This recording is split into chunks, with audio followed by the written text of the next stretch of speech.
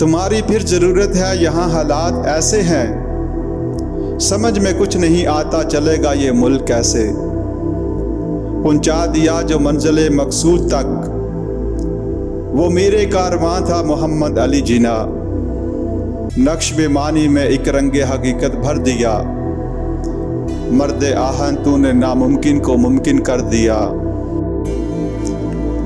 बिस्मिल्लाहिर्रहमानिर्रहीम। अस्सलामु अलैकुम दोस्तों, कायद-ए-आज़म के असिस्टेंट प्राइवेट सेक्रेटरी फ़रख अमीन ने अपनी यादाश्तों में कायद-ए-आज़म के इस कुर्ब और अंदरूनी दुख का बड़े मौसर अंदाज में जिक्र किया, जिसे वो सबसे पोशीदा लिए दुनिया से रुखसत हो गए।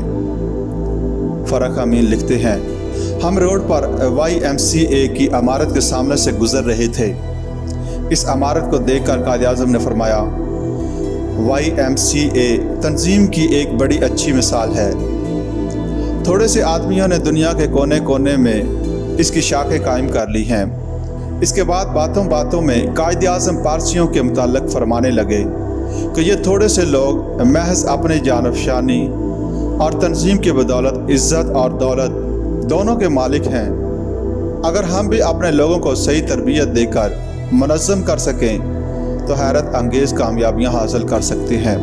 गवर्नर जनरल बनने के बाद कायद-ए-आज़म ने एक लम्हा भी आराम नहीं किया और आखिर इनकी ये शदीद मेहनत इनकी मौत का बायस बनी।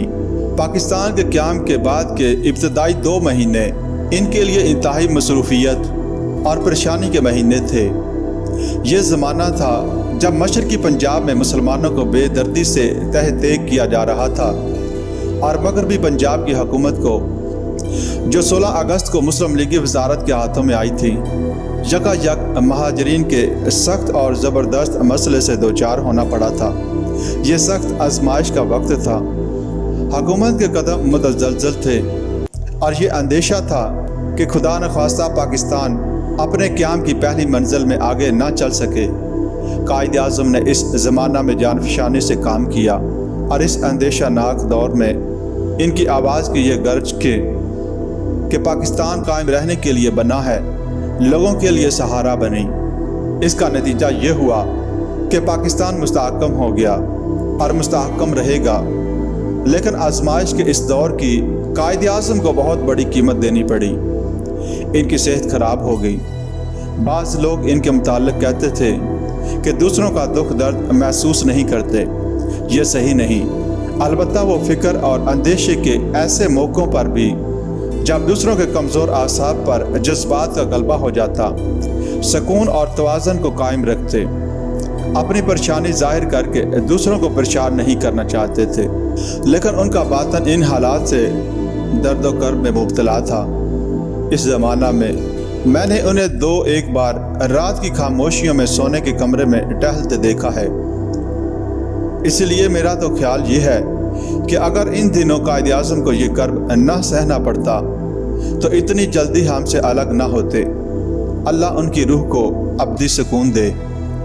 अक्टूबर 1947 में जब वो दूसरी बार लाहौर तशरीफ़ ले गए तो इन्हें नज़ला हो गया और इस ज़माना में मैंने देखा कि वो अपनी सेहत के मामले में किस कदर बेनियाज थे।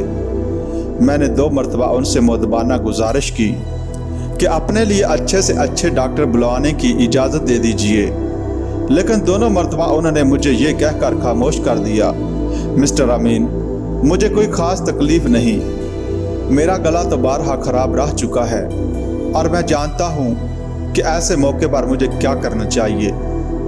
कायद-ए-आज़म मुझे हमेशा अमीन कहकर मुखातब फरमाते, लेकिन जब कोई बात उनके खिलाफ मिजाज हो जाती तो वो नाम से पहले मिस्टर लगा देते और ये अलामत थी इस बात की कि जो कुछ मैंने कहा या किया है वो उनकी मर्ज़ी के ख़िलाफ़ है।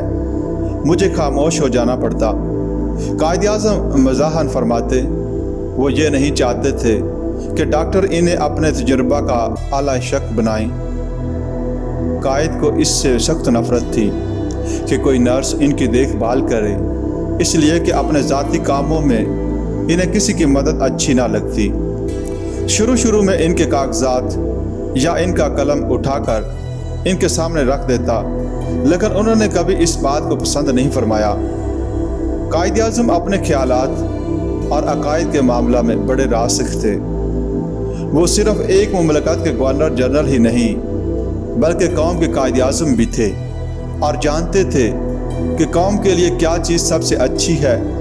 گو میں ان کا ادنا خادم تھا، وہ ہمیشہ میرے نقطۂ نظر کو سنتے اور اپنا خاصا وقت صرف کر کے مجھے میرے خیال کی کوتاہیوں سے آگاہ کرتے۔